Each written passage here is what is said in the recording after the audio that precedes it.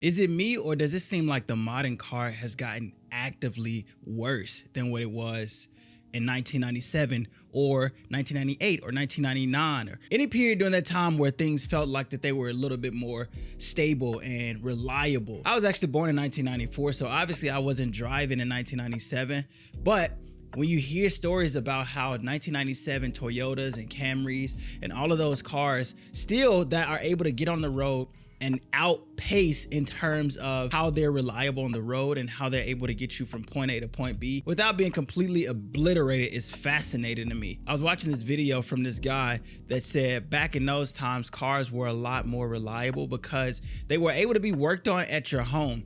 I'm not doubting that cars aren't able to be worked on at your home right now, but he was talking about how cars now, they're so specific to their dealers, their codes and their ECU and all those sorts of things that come with them being basically a computer with wheels, are so specific to the dealer that even if you did want to work on it at your home, it's probably impossible to work on the car at your home. And this is where the things like the Right to Repair Act are so important, basically saying that dealers and manufacturers should make parts that are accessible to consumers so that they can actually fix the cars that are so poorly put together.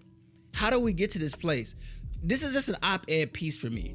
I believe that once cars began into manufacturing, things like that began to be mass produced, and car manufacturers realized that they need to keep up with the demand of cars as cities were built bigger and more spread out. I live in Texas and it's so spread out here. You absolutely need a car. You have these 6 tons machines being mass produced on this level. Car manufacturers really have no incentive to make sure that these cars are the best and they're the most reliable, and they can be the most reliable for the next 10, 15, 20 years, or maybe just lifetime cars. Cars were supposed to be for lifetime.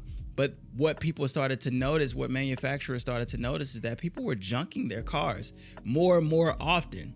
When you're junking your cars, car manufacturers say, okay, well, if people are just gonna junk these cars, why don't we make them for them to have a shorter lifespan?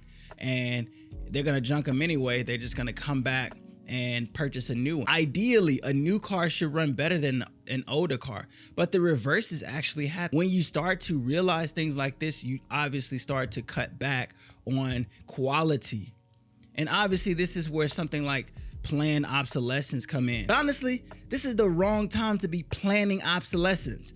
This is $30,000 or more that you're planning obsolescence on. And I don't have time for you to be playing with my money like that. And I know this is the sentiment of most consumers, because most consumers do not have $30,000+ to plunk down on a new vehicle, which is obviously why we finance, which average car payments being up to what, $700 a month. That's insane. These companies have so fixed in their head that these people are gonna buy these cars.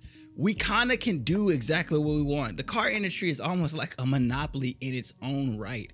It's, hey, we're gonna make these cars as poorly as possible, and we don't care, because guess what?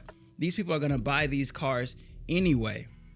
I don't want to make that a polarizing thing, but honestly, that's what it seems like sometimes. Like, man, guys, you guys are obviously not caring for the cars anyway. So, hey, we can jack up the prices and also make these things worse than what they were before. We're in such a terrible time for products, not only just in America, but globally. It's like companies have figured out this planned obsolescence thing and taking it to the max, because they know that the consumer is not really gonna push back. They're just gonna continue to purchase. So instead of saying, how can we make a better product if we're going to charge more, instead of companies really wanting to benefit the people, they have taken the people and just basically put them on a hamster wheel and keeping them going. I think in this time right now, we are so ripe for something different, a company or a product to come along that actually is worth continuing to upgrade for. A product that is its price, it's worth the quality.